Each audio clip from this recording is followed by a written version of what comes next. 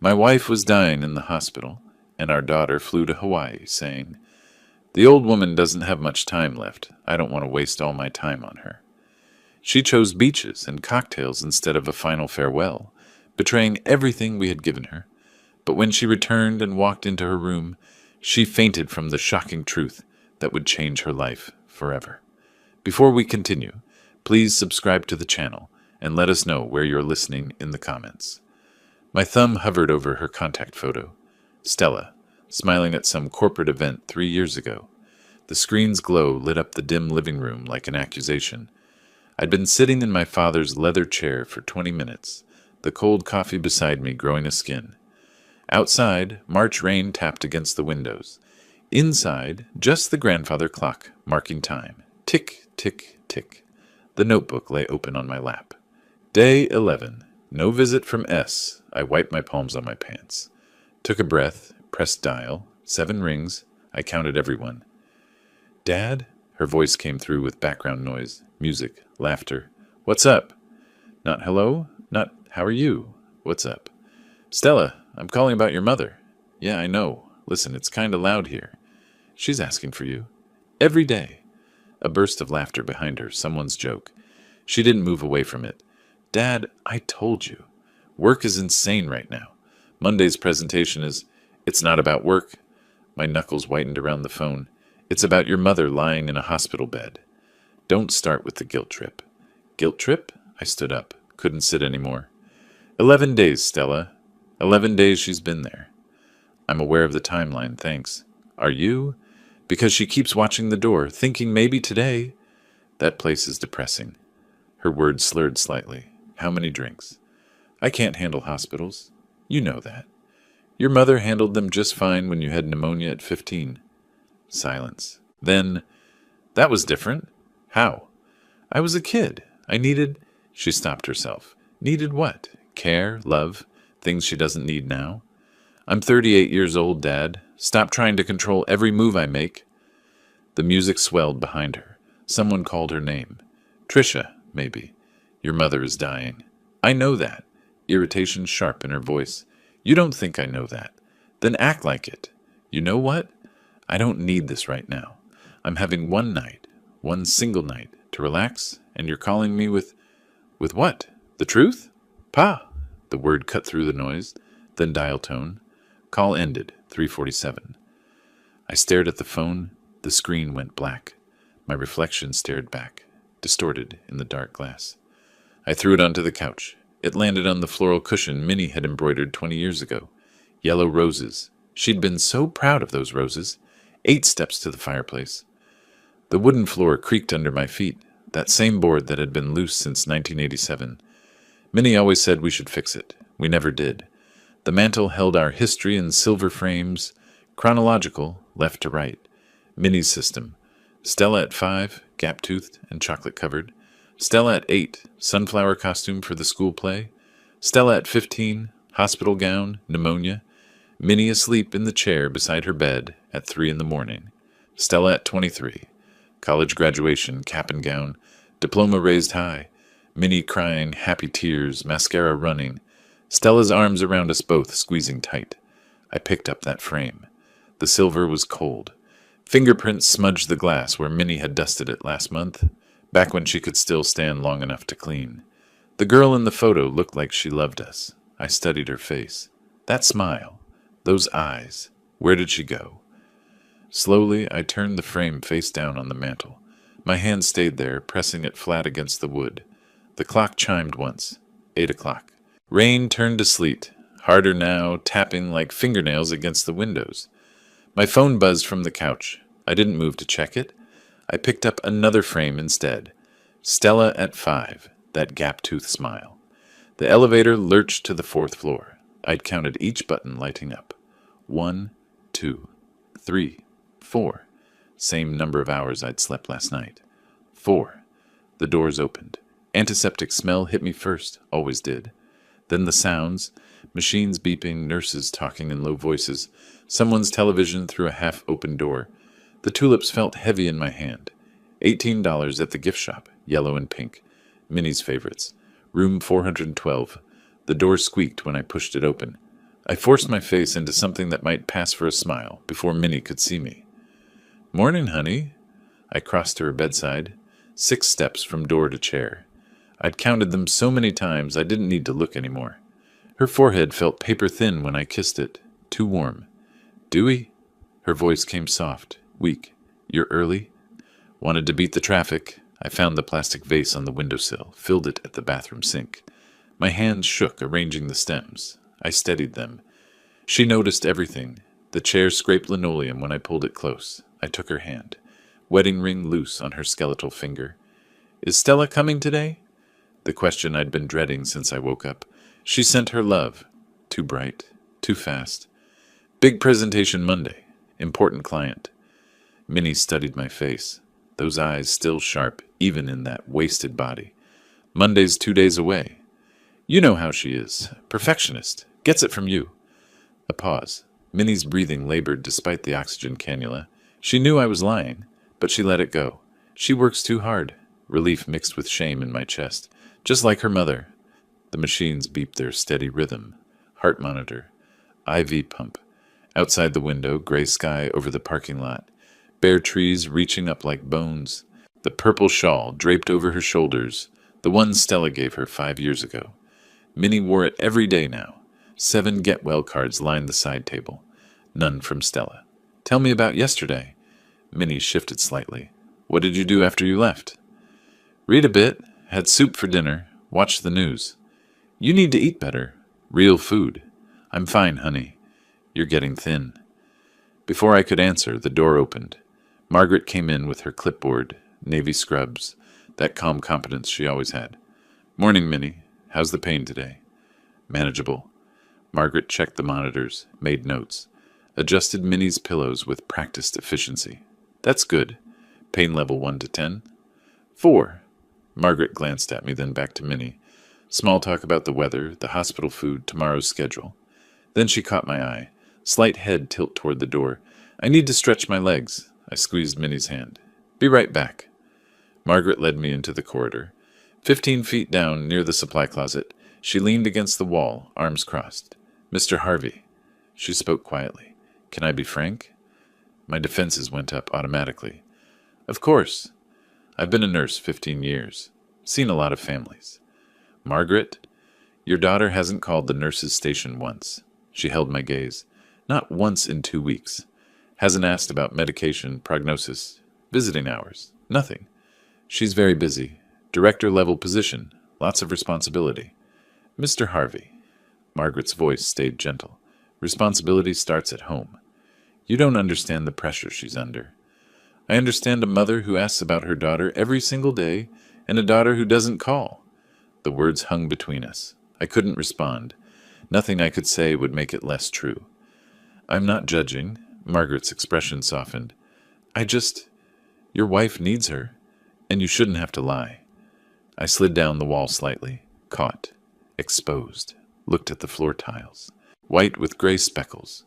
One cracked near my left foot. "I know." The whisper barely made it out. Margaret squeezed my shoulder once, then walked away. I stood there. Nurses passed. Visitors. A man pushing his wife in a wheelchair. Nobody looked at me. "Mr. Harvey?" Dr. Patel approached, clipboard under arm, that exhausted walk that said 12-hour shift. I straightened, braced myself. "Do you have a moment? Is it the latest scans?" "Yes." He glanced around, moved closer. "I'm afraid the cancer has spread to her liver. Metastases." The word landed like a stone in my chest. What does that mean? For time? "We're looking at 3 to 4 weeks. Maybe 2 months, if she responds well to palliative care." I repeated it. "Weeks. I'm very sorry. We're focused on keeping her comfortable now, managing pain. She doesn't know yet?" "She knows it's progressed. I'll speak with her this afternoon if you'd like to be present." "Yes, I'll be here." His hand landed briefly on my shoulder. "You should tell your family.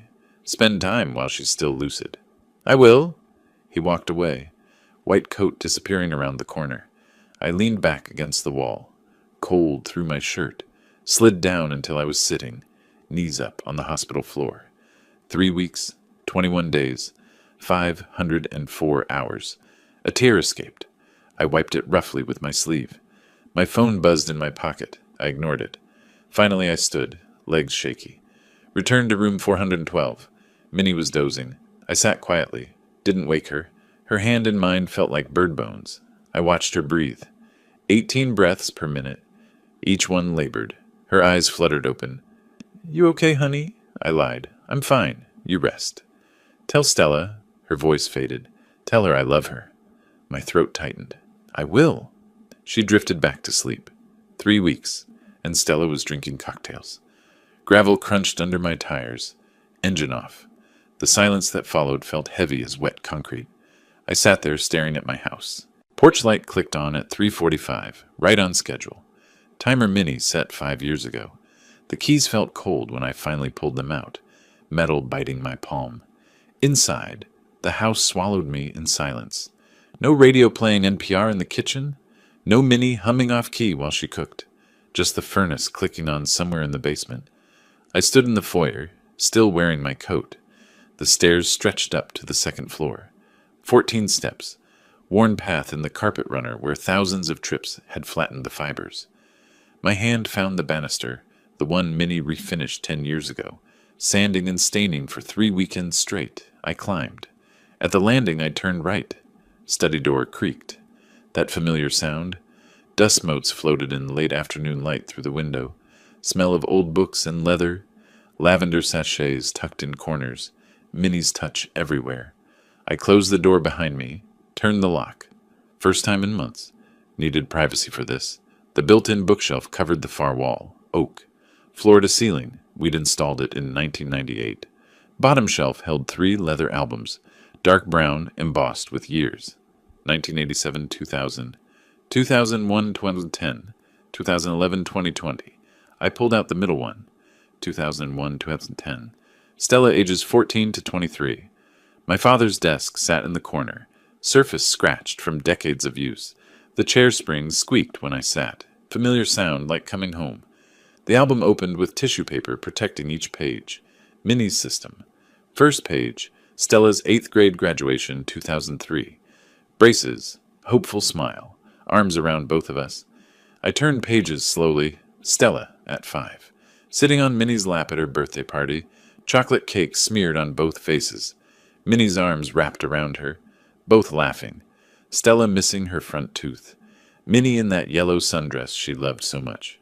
Stella at 8. School play. Some production where she played a sunflower. Handmade costume. Minnie sewed every petal. Stella beaming at the camera. Clutching flowers we'd given her after. Stella at 15. Hospital photo. Her recovering from pneumonia. Minnie asleep in the chair beside her bed. The date stamp showed 3 in the morning. I must have taken this. Couldn't even remember doing it. Stella at 20. Northwestern campus. Arms around both of us. All 3 squinting into October sun. Parents' weekend. She'd been so excited to show us her dorm. Stella at 23. College graduation, cap and gown, diploma in hand. Minnie crying those happy tears. Stella's expression, pure pride and love. I traced my finger over young Stella's face in one photo, lifted the corner carefully from its mount, held it close to the desk lamp. Minnie's handwriting curved across the bottom. Our sweet girl, age 5. One photo slipped from my grip, fluttered to the floor. I bent to retrieve it. Movement felt like lifting boulders. In the back of the album, a manila envelope tucked in the pocket. Worn edges, label in Minnie's hand. Stella, college letters. I opened it. 8 letters inside. Various dates, 1997 to 2004. Spread them on the desk chronologically by postmark. Picked up the earliest. September 1997. Freshman year. Her handwriting still rounded. Girlish. I read aloud to the empty room. Mom and Dad, I miss you so much. Classes are hard but exciting. Thank you for everything you sacrificed to send me here. I won't let you down. Love, your Stella. P.S. Mom, I'm eating vegetables like you made me promise. The paper trembled in my hands. Next letter. March 1999. Sophomore year. Thanks for the birthday check. Used it for textbooks. Boring, I know. Love you both. XO Stella. Shorter, but still warm. November 2000. Junior year. Hi. Sorry I missed Thanksgiving. Got an internship opportunity. We'll make it up at Christmas. S. Even shorter. April 2004. Postgrad. Just an email printout Minnie had saved. Got the promotion, director track. Moving to bigger apartment. Busy with onboarding. Talk soon. I set them down in a row. Watched the progression like watching someone walk away. Getting smaller, more distant. Until they disappeared. The more successful she got, the less she needed us. I set it to the empty room. And the less she cared. The desk drawer stuck. Had to pull twice before it opened. Inside, small velvet jewelry box. Maroon. I opened it. Gold locket. Heart-shaped. Engraved. Depoisem 2000. Our 25th anniversary. I'd given this to Minnie. She wore it for years until the chain broke in 2018. The hinge was stiff when I opened it. Tiny. Reluctant. Inside, photo of baby Stella. 3 months old. 1988. Opposite side, lock of baby hair. Brown, soft as down. I held the locket in my palm. Gold warming from my hand now. That baby needed everything from us. Fed her, changed her, rocked her through colic nights. Minnie barely slept for months. The contrast struck like lightning. Baby who needed everything. Adult who wanted nothing from us. I closed the locket, small click of closure. Set it on the desk next to the letters and photos.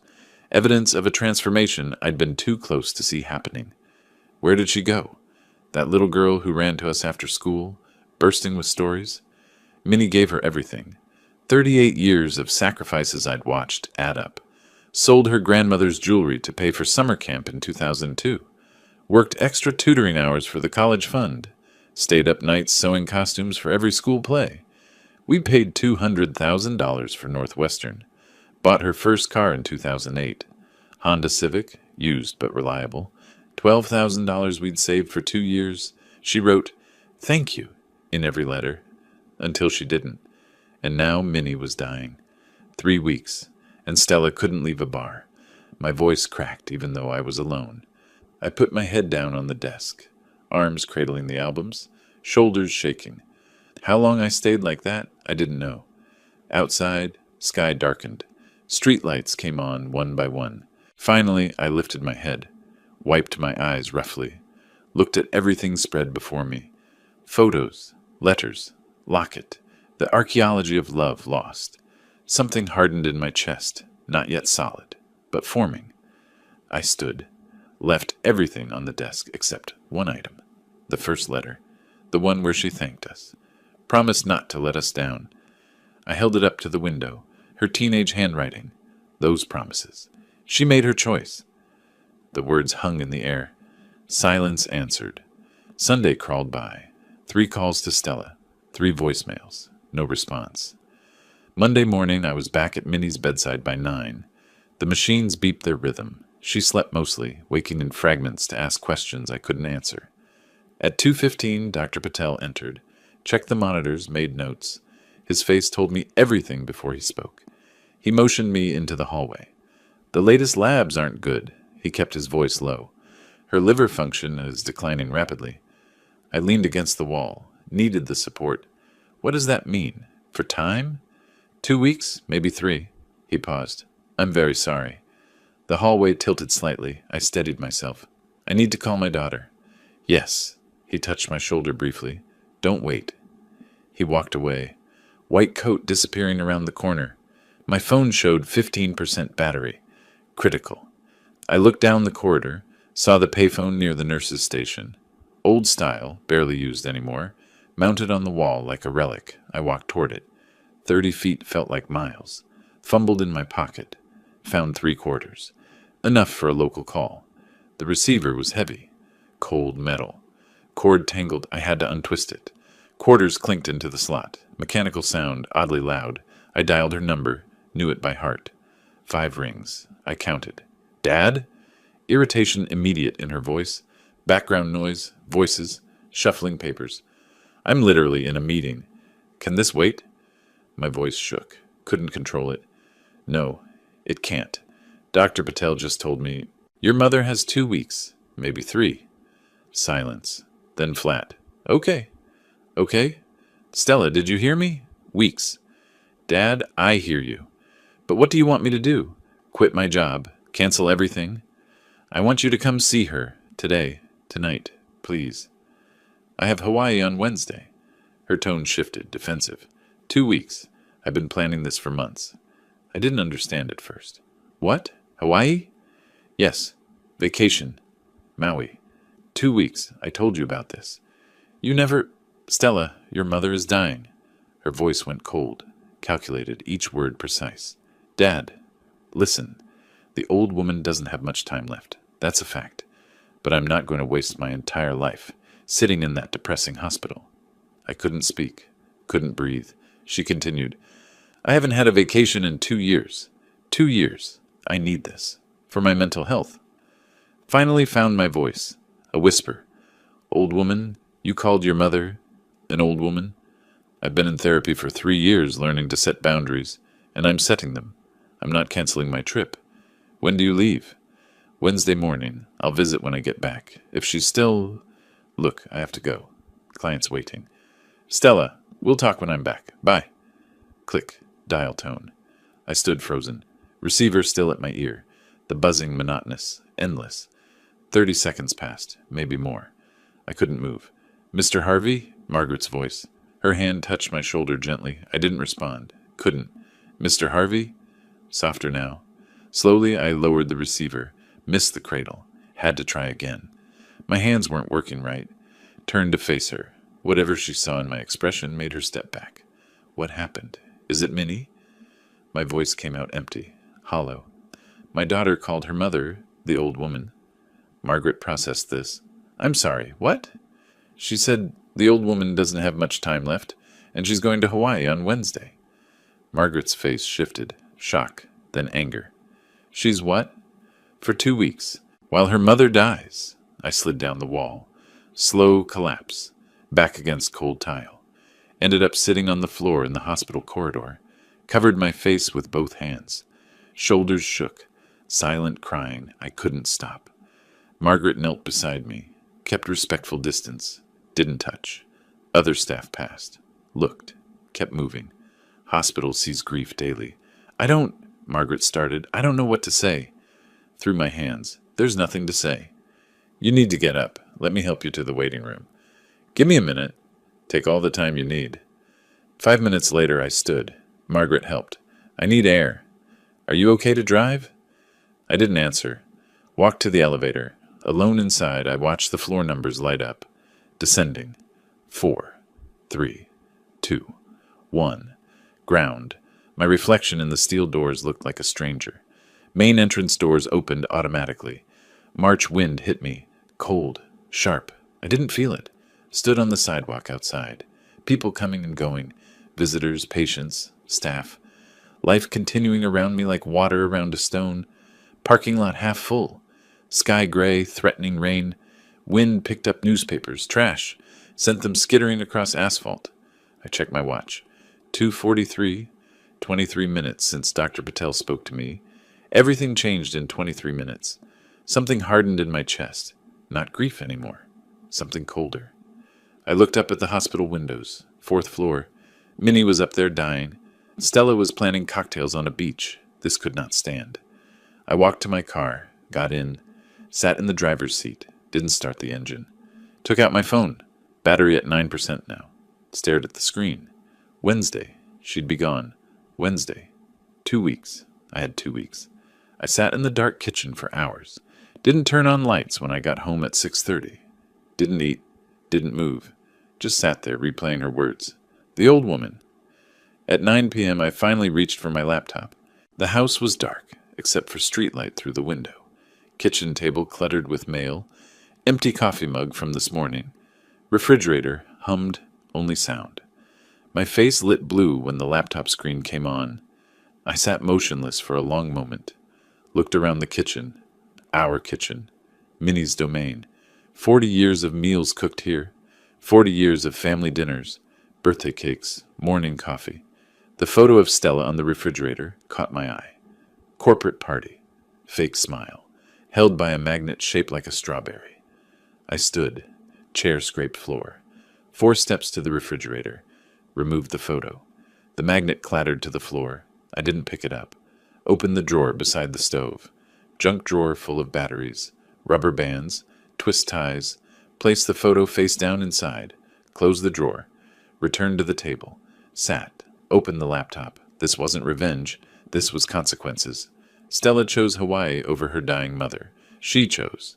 If money was her language, I'd speak that language. My fingers moved across the keyboard. 2-finger typing. Slow but determined. How to change will, Illinois. Illinois Legal Aid website. Information clear, straightforward. Disinherit adult child. Illinois law. Law firm article. Detailed, professional. Illinois inheritance requirements. 2-witness rule.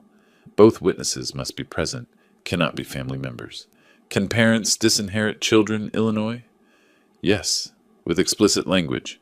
Must state intentional disinheritance. Best estate attorney, Chicago. Samuel Green's firm appeared. Third result. I stopped, stared at the screen. Samuel Green. I already knew him. 25 years we'd known each other. Our wives were friends. He'd handled our first will back in 2000. I could call him tomorrow. I took notes on an old envelope. Pen scratching paper. Green, tomorrow, 9 a.m. 2 witnesses, not family. $620,000. Where? That last number stared back at me. Over $500,000. I opened our financial files. Spreadsheet Minnie had maintained for years. Everything organized, categorized, color-coded, so like her. Joint savings, $340,000. House value, $280,000, appraised 2 years ago. Life insurance, $15,000. Funeral costs. Total, $620,000. Stella expected all of it. Had probably calculated it herself. Planned her life around inheriting this. Her apartment, her lifestyle, her retirement plan. All dependent on money she didn't earn. Money she doesn't deserve. I wrote on the envelope, Educational Fund, Minnie's name. Sat back, looked at those words. Minnie was a teacher for 40 years, helped thousands of children, changed lives, made differences she never got to see fully. A fund in her name would help children who appreciate education, children who value what they're given, children unlike Stella. Perfect. I stood. Wooden floor creaked under my feet. Walked to the cabinet above the refrigerator. The hinge squeaked when I opened it. Jim Beam bottle inside, 2/3 full. Dusty. Last opened Christmas Day. I pulled it down. Got a short glass from the cupboard. Heavy. Solid. Poured 2 fingers. Amber liquid. Harsh smell. Carried it back to the table. Set it down. Didn't drink immediately. Just looked at it. At the laptop. At the envelope with my notes. This was it. The moment. The decision. Minnie would object. Would preach forgiveness until her last breath. Would say family heals, love conquers, second chances matter. I picked up the glass. Drank it in one swallow. Grimaced. I wasn't a drinker. The burn spread through my chest. But I felt something else. Resolve. Clarity. Certainty. Set the empty glass down. I took the envelope. Wrote a list. Tomorrow, Tuesday actions. 1. Call Samuel Green, 8 a.m. 2. Emergency appointment. 3. Bring financial documents. 4. New will executed same day. 5. Return to hospital. After. I went upstairs to the office. Brief trip. Returned with a folder. Bank statements, property deed, existing will. Spread everything on the table. The current will was dated 2220. Standard language. Everything to Stella upon our deaths. Simple, expected, normal. I took a photo of it with my phone. Evidence of what was before I changed what would be. Put all documents in a folder. Labeled it green with a marker. Checked the time. 11:15 p.m. I'd been at this table over 2 hours. Felt no fatigue. Only clarity. Stella left in 36 hours. Wednesday morning, 6:30, flight. I had 36 hours to act. I closed the laptop. The kitchen went dark again. Just streetlight through the window. Just refrigerator hum. Gathered the documents. Left the whiskey glass on the table. Minnie would have washed it. Cleaned up immediately. Made everything neat. I didn't. Picked up the folder, turned toward the stairs. Climbed slowly. Back straight. Purpose in every step. Tomorrow at 8, I'd call Green. Tomorrow, everything changed. Wednesday, March 19th, 6 a.m. Stella's post appeared while I made coffee. Airport selfie. Gate visible behind her. Excited smile. Caption, off to paradise? Hawaii, ass vacation mode. Living my best life. I screenshot it. Saved to folder on my computer labeled evidence. Drank the coffee cold. Collected my documents. Drove to the hospital. 2 p.m. Chicago, 9 a.m. Hawaii time. Arrival photo. Lay around her neck. Palm trees. Blue sky. Aloha! Made it! I was sitting in Minnie's hospital room when my phone buzzed. Used a colleague's phone to view Instagram. Stella had blocked me months ago, I realized then. Minnie slept. I held her hand. Watched her breathe. 18 breaths per minute. Labored. Margaret walked past the door. Saw my face. Said nothing. Understood. Thursday, March 20th. 10 a.m. Hawaii. 3 p.m. Chicago. Waikiki Beach photo. Bikini. Cocktail with tiny umbrella. Living my best life. I printed it at home that evening. Added to the folder. Growing stack. Friday, March 24th. 3 p.m. Chicago. My phone rang while I sat reading to Minnie. Pride and Prejudice. Her favorite. Aunt Doris. Voice sharp with anger. Dewey, Janet showed me that internet thing, the Instagram. Stella's on a beach drinking cocktails? I opened my mouth. Nothing came out. Don't you dare defend her. I have eyes. Doris, she had this trip planned. Planned? Planned? You told her Minnie was dying. I did. And she went anyway. What kind of daughter? She couldn't finish. Too angry. I know. You know? Then why are you protecting her? The whole family is talking. She hung up. I stood in the corridor. Phone dead in my hand. First confrontation. First shame. Margaret watched from the nurse's station. Her expression said everything. Saturday, March 22nd. 11 a.m. Hawaii. 4 p.m. Chicago. Snorkeling photos. Underwater camera. Colorful fish. Sea turtle. Underwater world is magical. Sometimes you need to disconnect and just be. 4 p.m. Cousin Janet called. Softer than Doris, but firm. Uncle Dewey, people are asking questions.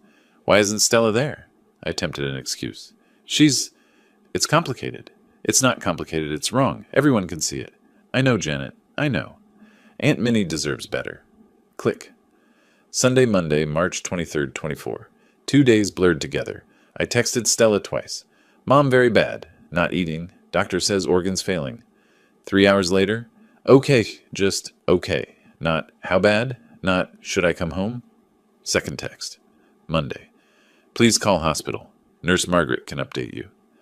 4 hours later. Okay. I screenshot both exchanges. Added to evidence folder. Minnie's condition. Sunday. Ate 3 spoons broth. Pulse 92. Difficult breathing. Monday. Refused food. Sleeping 18 hours. Oxygen increased. Tuesday, March 25th, 12 p.m.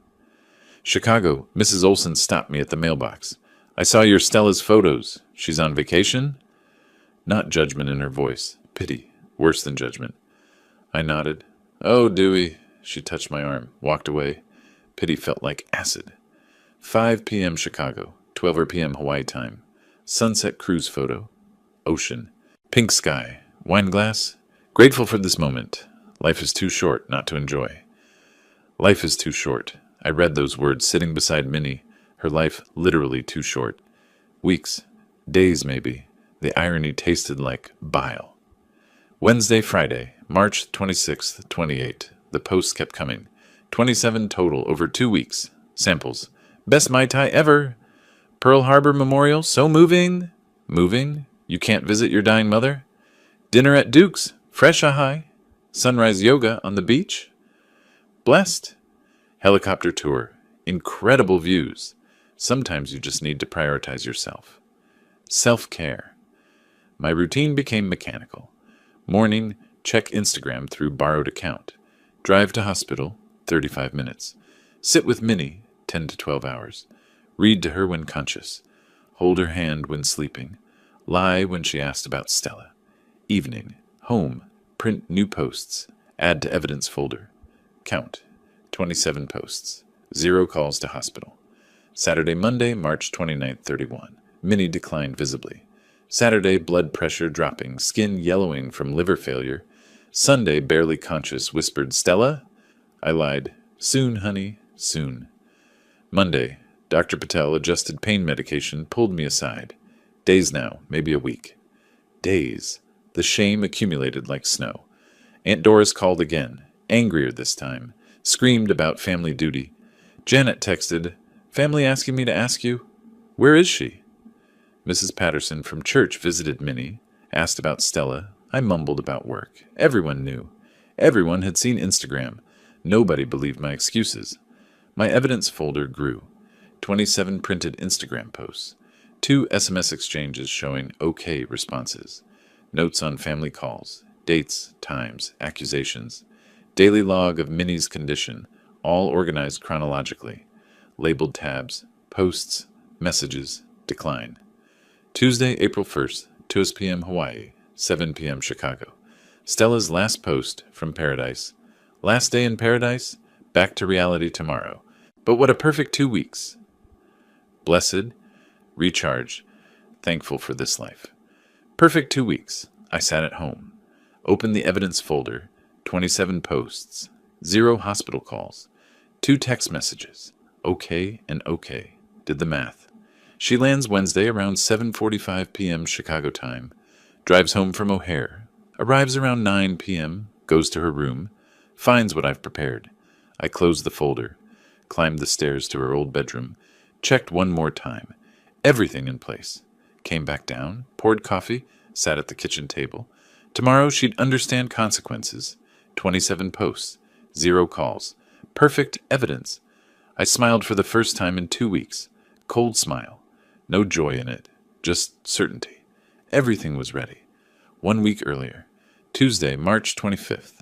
The elevator climbed to the 87th floor. I'd called Samuel the day after Stella left for Hawaii. "Emergency," I'd said. "Need to change my will. First available appointment. Today." The doors opened. Green and Associates reception. Plush carpet. Law firm photos on walls. 20 years of awards in glass cases.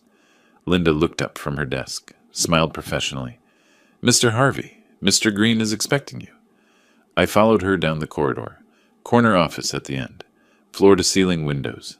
Lake Michigan stretched beyond. Gray-blue under morning sun. Samuel stood when I entered. Handshake firm, warm, concern in his eyes. "Dewey, it's been what? 2 years?" He gestured to the leather chair facing his desk. "You said emergency. Is Minnie—" I sat, placed the brown folder on his desk. "She has weeks, maybe days now. That's part of why I'm here." He settled into his chair. "I'm so sorry. What can I do? I need to change my will, completely." Samuel pulled a file from his drawer, opened it, our existing will dated 2020. "Your current will leaves everything to Stella. That's standard. Unless I want her to get nothing. 0. His pen stopped moving. He looked up. "Dewey, you understand that's permanent?" "I understand perfectly." "She's your only child. This is a serious decision." He leaned forward. "Can I ask why?" I opened the folder, slid the first printout across the mahogany desk. "Look at this." Instagram post. Airport selfie. Date stamp. March 19th, 6:17 a.m. Caption. "Off to paradise." Samuel read it. Looked at me confused. "My wife was dying. My daughter went to Hawaii." Maybe she didn't know how serious. I told her. My voice stayed level. "Begged her to visit. She called her mother the old woman. Said she doesn't have much time left, so why waste her vacation?" Silence. Samuel's face shifted. I slid more printouts across. 8 posts. Beaches, cocktails, sunsets, smiling selfies. Then the SMS screenshots. 2 messages from me. "Mom very bad. Organs failing." Both replies. "Okay, just okay." Samuel read everything. 30 seconds of silence. Removed his glasses. Pinched the bridge of his nose. 27 posts. His voice quiet. No calls to the hospital. Not one. "And Minnie?" "Asks for her every day. I lie. Say she's working. Minnie's too weak to argue." Samuel set the papers down carefully. "I watched Stella grow up. I was at her graduation." "So did I." I met his eyes. "I don't know this person." He nodded slowly. "What do you want to do?" "Educational fund. Minnie's name. For kids who deserve it." Samuel pulled his keyboard close. Started typing. "Illinois law allows complete disinheritance, if explicitly stated. Intentional disinheritance clause makes it challenge-proof. His fingers moved across keys. 2 non-family witnesses required. We can execute today. How long? An hour to draft, then signatures. He typed steadily. Occasional questions broke the silence. Total estate value. 620,000, house plus savings. Fund structure, scholarship basis. Annual scholarships. Chicago public school students. Low-income families. Want to be teachers? Samuel's typing paused. Like Minnie. Exactly like Minnie. 30 minutes passed. The only sounds, keyboard clicking, occasional questions, my short answers. Finally, Samuel hit print. Pages emerged from the laser printer. He reviewed them, reading sections aloud. I, Dewey Harvey, being of sound mind and body. I intentionally make no provision for my daughter, Stella Harvey. My entire estate to establish the Minnie Harvey Educational Fund. This disinheritance is intentional and deliberate, not due to oversight or omission. He looked up. This is ironclad. Once signed, binding. Good. Samuel pressed the intercom. Linda, could you and Ben come in? Need witnesses for a will execution. They entered within a minute. Professional demeanor. Sensed the occasion's weight without needing explanation. Samuel handed me a pen. Black ink, heavy in my hand. Once you sign, this is binding. Are you certain? I positioned the pen over the signature line. Never been more certain of anything. I signed. Firm signature. No hesitation. Linda witnessed. Signed below my name. Ben witnessed. Signed. Samuel notarized with his official seal. Pressed down hard. The embosser crunched paper. Done. He looked at me directly. Stella will receive nothing upon your and Minnie's deaths. I sat back. Felt something release in my chest. Not relief. Completion. One more thing. I leaned forward. I want Stella to know why. Executor letter. Standard explanation. Personal letter. From me. To be given when the will is read. I can arrange that. I dictated points. Samuel noted them on his pad. Your mother passed while you were on vacation. You called her the old woman. 27 posts. 0 calls to her hospital bedside. This is justice, not revenge. You didn't earn this inheritance through your actions. I'll draft the formal version. Seal it. Attached to will. Samuel placed everything in a manila envelope. Sealed it. Handed it to me. I took it. Heavy. Final. Stood. Shook his hand. Dewey. He held the handshake. I support this. For what it's worth. It's worth everything. I walked to the elevator, the folder under my arm, the sealed copy inside my jacket. Felt its weight against my chest. Pressed the down button. Didn't look back. The elevator doors closed, 87 floors down. With each floor, I felt lighter. The weight I'd carried was on paper now. The envelope sat in my desk drawer for 6 days. Every morning, I'd open the drawer, see it there, close it again. Monday, March 31st. Stella's last Instagram post appeared. Last day in paradise. My phone buzzed. Text from her. Dad, landing tomorrow 7:45 p.m. Coming straight home, exhausted. I studied the message. Matter of fact, no apology. No, how's mom? Just logistics. Typed reply, okay, I'll be home. Considered adding more. Deleted it, sent the short version. Opened the colleague's phone. Looked at Stella's final post again. Sunset photo, wine glass. Perfect 2 weeks. Comments underneath. So jealous. Come back refreshed. You deserve this. She had no idea. No clue what waited in her old room. I'd make sure of it. Evening came. 6 o'clock. Time for hospital visit. Drove the familiar route. 35 minutes. Parked. 4th floor. Room 412. Minnie slept when I arrived. Oxygen mask over her face now. Upgraded from the cannula. Breathing shallow. Heart monitor beeping slowly. Her skin had yellowed. Liver failing. Dr. Patel had warned me Friday. I sat beside her bed. Took her hand. So thin. Cold despite the heated blankets. Waited 10 minutes. Just holding her hand. She stirred. Eyes fluttered open. Saw me. Tried to smile. Couldn't speak through the mask. I lifted it gently. Just for a moment. Dewey. Whisper. Barely audible. I'm here, honey. I'm always here. Stella? The same question. Every day. Always the same question. Pause. She's coming home tomorrow. Relief crossed her face. Good. Minnie, I need to tell you something. My thumb traced circles on her hand. I did something. Changed our will. Confusion clouded her eyes. What? Stella won't inherit. It's going to an education fund. Your name. For kids who need it. She processed slowly. Weak. Stella? She chose Hawaii over you. I can't forgive that. Maybe you could. I can't. A tear escaped down her temple. My baby. I kissed her hand. I'm sorry. I had to. She needs to learn consequences. Minnie, too weak to argue, just closed her eyes. Tear still wet on her face. I love you. This is for you. To honor you. She didn't respond, drifted back to sleep. I replaced the oxygen mask, sat there another hour, watching her breathe. Tuesday morning, 10 a.m., home alone, went to the study, opened the desk drawer, took out the manila envelope Green had given me, felt its weight. Moment of truth. Opened it carefully. Inside, will copy, 3 pages stapled. Letter, 1 page. Read the letter one final time. Stella, if you are reading this, your mother has passed away. You were not there. You were on vacation when she needed you most. You called her the old woman and said her remaining time wasn't worth interrupting yours. I have changed our will. You will inherit nothing. The entire estate, $620,000, has been directed to establish the Minnie Harvey Educational Fund for students who want to become teachers. This is not revenge. This is consequence. You did not earn this inheritance through your actions. Your father, Dewey Harvey. Set it down. Found a new manila envelope. Large one. Wrote on the front, in black marker, Open immediately. Placed will copy and letter inside. Sealed it. Held it. Final moment. Point of no return. This was it. 3 o'clock. Afternoon light slanted through windows. Climbed the stairs to Stella's room. Door closed. Hadn't been in here for months. Pushed it open. Everything frozen in time.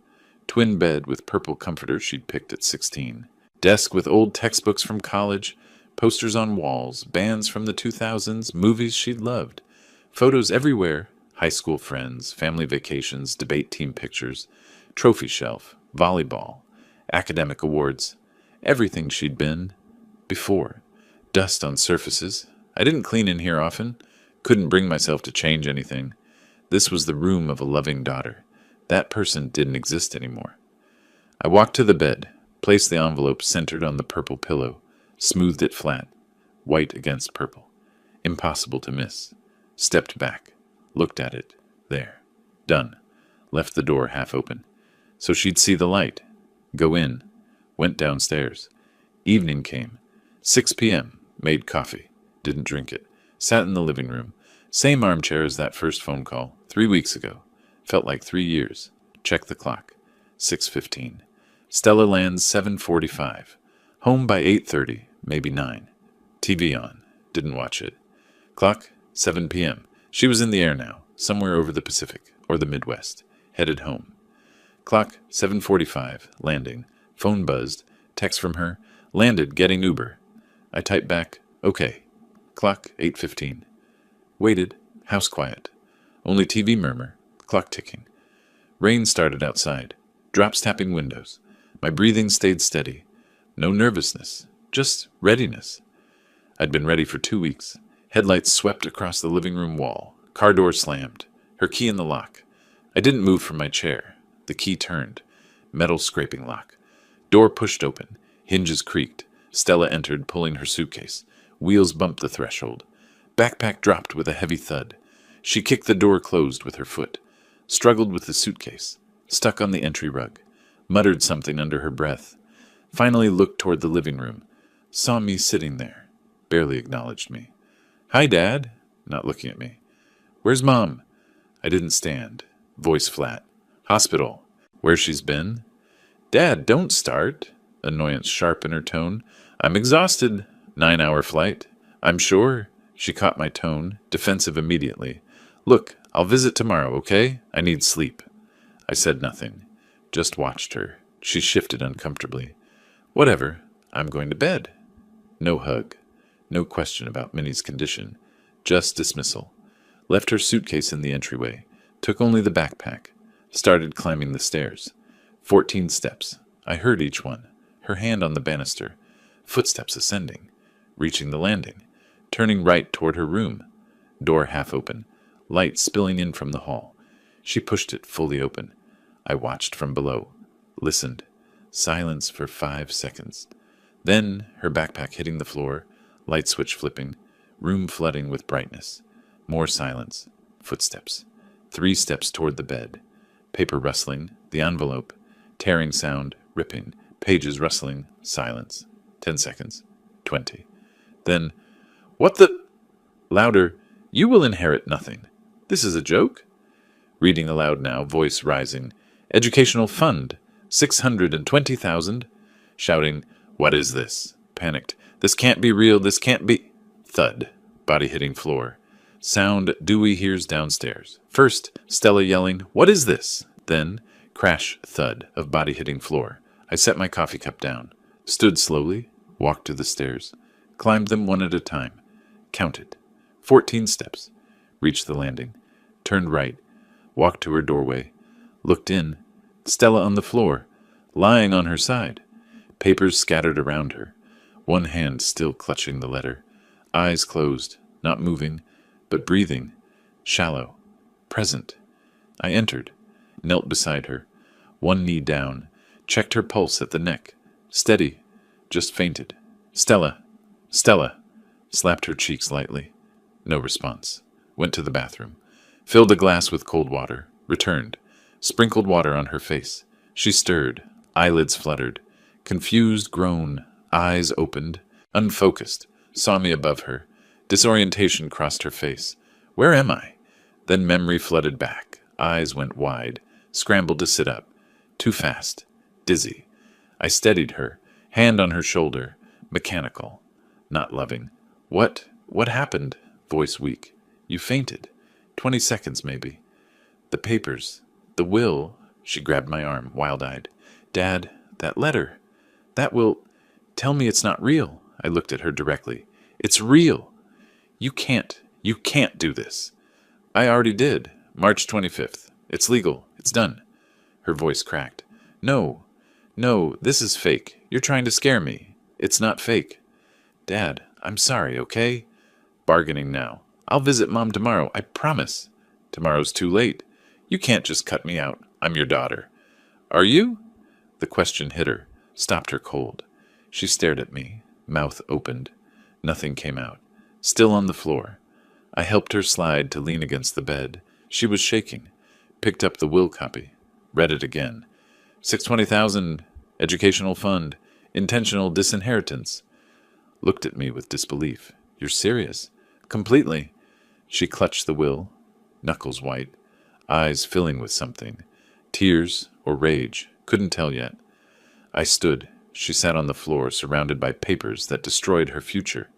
The silence stretched between us like a chasm. Her mouth opened again. She struggled to her feet, grabbed the will, waved it at me. This isn't legal. I crossed my arms. Stayed in the doorway. It's completely legal. You can't just cut me out. I can. I did. I'll contest it. Any lawyer will tell you.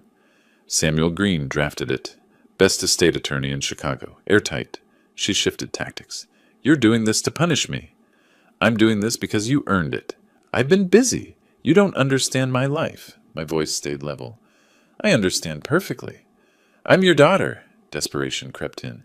That has to mean something. You were my daughter. Past tense. The words hit her like a slap. How can you say that? How could you call your mother the old woman? She froze. I didn't mean it like that. You're twisting my words. March 17th, 2:23 p.m. I recited it precisely. You said, the old woman doesn't have much time left. I'm not wasting mine sitting in a hospital. Quote, I was stressed. Work pressure. You don't know what it's like. You were at a business meeting, then went to Hawaii for 2 weeks. I needed that vacation. Mental health. My therapist said... I cut her off with a hand gesture. Stop. She changed tactics again. Attacked. You're not perfect either. You worked all the time when I was growing up. I worked overtime to pay your $200,000 Northwestern tuition. You chose that. I chose to give you opportunities. My voice hardened. You chose cocktails over your dying mother. Direct hit. She staggered like I'd struck her. Paced the room. Pulled at her hair. Picked up papers. Threw them down. Then sudden shift. Dropped to her knees. Theatrical. Grabbed my pant leg. Daddy, please. I'm sorry. I was wrong. I looked down at her. Unmoved. She tried to kiss my hand. I pulled away. I'll change. I'll visit Mom every day. Too late for that. I'll go to the hospital right now. And say what? Whatever you want. I'll apologize. Tears flowing now. Real ones this time. I'll make it right. Just undo the will. You're not sorry you hurt her. I stated fact. You're sorry you lost money. That's not true. Every word you say proves I made the right choice. I'll take care of you both. I promise. If you loved us, you'd have been there. You weren't. She collapsed. Not fainting this time? Just defeated? Sat on the floor, papers scattered around her. What do I do? Tell me what to do. Nothing. It's done. I turned, walked to the door. Where are you going? She scrambled up, followed me desperately, wouldn't let me leave. I descended the stairs. 14 steps. She stumbled after me, entered the living room, sat in my chair. She stood in the doorway, disheveled, papers still clutched in her hand. Rain drummed harder against the windows. Clock showed 9:10. I reached into the side table drawer, pulled out the manila folder. She saw it. Didn't understand yet. Not yet. I opened the folder, took out the first printout, placed it on the coffee table. Facing her, added another, arranging them in rows. She watched, confused at first, then recognized them. Her own posts. Color drained from her face. March 19th, 6 a.m. O'Hare Airport. I pointed to the first one. Off to paradise. Silence. Your mother couldn't swallow water that morning. Placed the next post. March 20th. Waikiki Beach. You in a bikini with a cocktail. The caption stared up. Living my best life. That day they put a catheter in your mother. She couldn't walk to the bathroom anymore. Next post. Snorkeling photo. Sea turtle. March 23rd. Underwater world is magical. That's what you wrote. My finger tapped the date. That day your mother said to me, Dewey, I want to see Stella one last time. I kept going. Methodical, relentless. Beach sunset. Restaurant meal. Helicopter tour. Yoga pose. Cocktails with strangers. Each beautiful moment paired with her mother's deterioration. March 25th. You're parasailing. She stopped eating solid food. March 28th. You're at a luau. She couldn't stay conscious more than 4 hours. April 1st. Your last post. Perfect 2 weeks. Her liver was failing. She picked up one printout. Hands trembling. Dad, stop. I didn't stop. She sat on the couch edge. Couldn't look away. Covered her face with her hands. Peeked through fingers at the table covered with evidence. I pulled out my phone. Showed her our text exchange. March 23rd. I texted. Mom, very bad. Organs failing.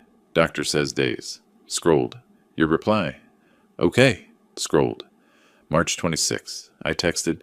Please call hospital. Nurse Margaret can update you. Scrolled. Your reply. Okay. I set the phone down. 27 posts. 38 comments on other people's photos.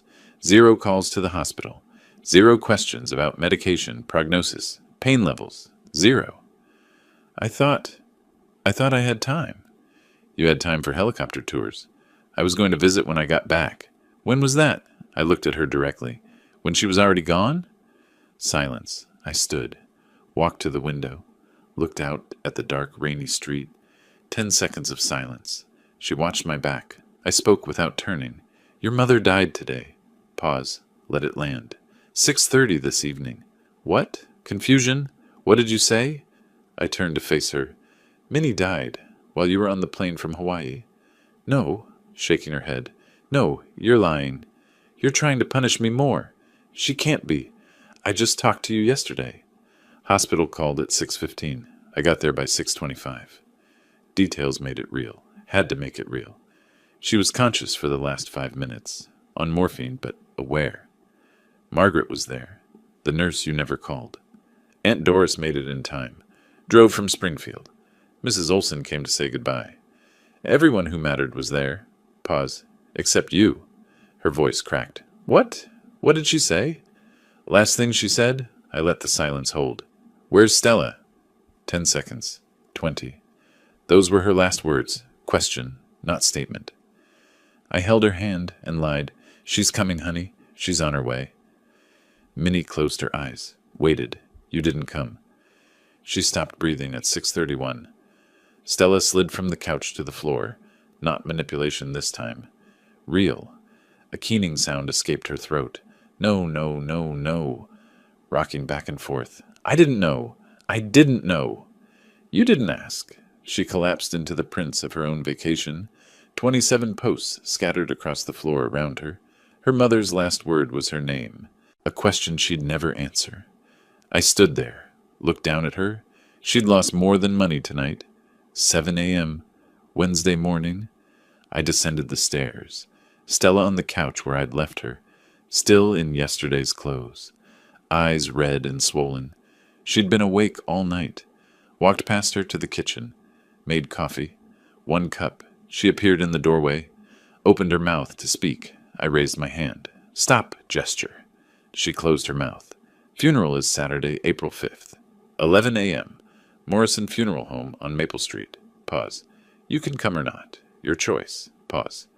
After the funeral, you have 2 days to remove your belongings from this house. Sunday and Monday. Then I'm changing the locks. Dad, can we talk about... No. Everything's been said. About Mom, about us, about... There is no us anymore, Stella. I met her eyes. There's a father notifying a daughter about a funeral. That's all. Don't say that. April 5th, 11 a.m. That's all you need to know. I walked past her, went upstairs, left her standing in the kitchen. Saturday, April 5th, 11 a.m. Morrison Funeral Home. 60 people came. Tulips everywhere. Minnie's favorite. Closed casket. Simple oak. Photos of Minnie displayed on easels. Young teacher. With me on our wedding day, holding baby Stella. Stella arrived alone. Black dress. Sat in the back row, not the family row. People noticed. Whispered. Aunt Doris passed her. Didn't acknowledge her. Cousin Janet gave a sad look, but kept her distance. I stood at the podium. Composed. Minnie Harvey was the best person I ever knew. 42 years of marriage, and every day I thanked fate for her. She was a teacher, not just in school, but in life. She taught love, patience, forgiveness. She believed in people even when they didn't deserve it. Some people glanced at Stella. Minnie made the world better than she found it. Now her name will live on in the hearts of children she helps through the educational fund we created. She always said, children are our future. Now her legacy helps that future. I sat. No mention of Stella. Afterward, people embraced me, offered condolences. Stella stood apart, isolated. She approached tentatively. I accepted her hug. Brief, mechanical. No warmth. Said nothing to her. Turned to speak with others. She was excluded from every conversation. At the cemetery, she stayed at a distance during the graveside service. Didn't approach the grave until everyone left. I watched her from my car, then drove away. Sunday afternoon, April 6th. Stella in her old room, packing. I stood in the doorway, arms crossed, watching. Didn't help. Didn't speak unless spoken to. You have until Monday, 6 p.m. Monday, 5:30. She carried her last 2 suitcases downstairs, stopped at the door. Turned to me. Dad, I know you're angry, but I'm still your daughter. That has to mean something. You were my daughter. Past tense. People make mistakes. Mistake is forgetting a birthday, missing a meeting. I kept my voice level. What you did wasn't a mistake. It was a choice. I chose wrong. I know that now. You chose cocktails over your mother. Live with that choice. Last attempt. I'll contest the will in court. Cold smile. Try it. Samuel Green drafted it. I have evidence. Your posts. SMS. Witness statements from nurses. Family. Court will see exactly who you are. But if you want public humiliation, go ahead. Defeated. I regret everything. I regret what you became. Goodbye, Stella. She opened the door, paused, hoping for something. I said nothing. She left. I closed the door behind her, locked it, heard her car start, drive away. Friday, April 11th, 1 week later, checking the mail, found envelope from Green & Associates, opened it in the garden. Read, Dear Dewey, pleased to inform you, Minnie Harvey Educational Fund officially registered with State of Illinois. Tax exempt status approved. Fund value $620,000. First scholarships awarded September 2025. 15 recipients, $5,000 each. Annual renewable. First recipient, pending. Maria Gonzalez, 15, daughter of cleaning service worker, dreams of becoming English teacher. 4.0 GPA, volunteer tutor. Exactly who Minnie would have chosen. Your wife's legacy begins. Samuel. I sat on the bench, where Minnie and I had coffee every morning for 40 years. Spring sunshine, birds singing, April warmth. Took her photo from my wallet. 40 years old. Before Stella, before cancer. Just us. Looked at it. First genuine smile in a month. I did it, honey. Speaking to her. I know you wanted forgiveness, but I'm not you. I couldn't forgive someone who treated you that way. Now your name helps children. Real children who appreciate opportunities. Stella lost an inheritance. They gain futures. That's justice. That's right. The photo showed Minnie at 25, before everything, just her smile. I smiled back at it. Spring sun warmed my face. First warmth I'd felt in weeks. Minnie's name would help 15 kids this year. That was enough. Justice wasn't revenge. It was consequences, and consequences had arrived. If you like this story, please like this video, subscribe to the channel, and share your impressions of this story in the comments. To listen to the next story, click on the box on the left. Thank you for watching.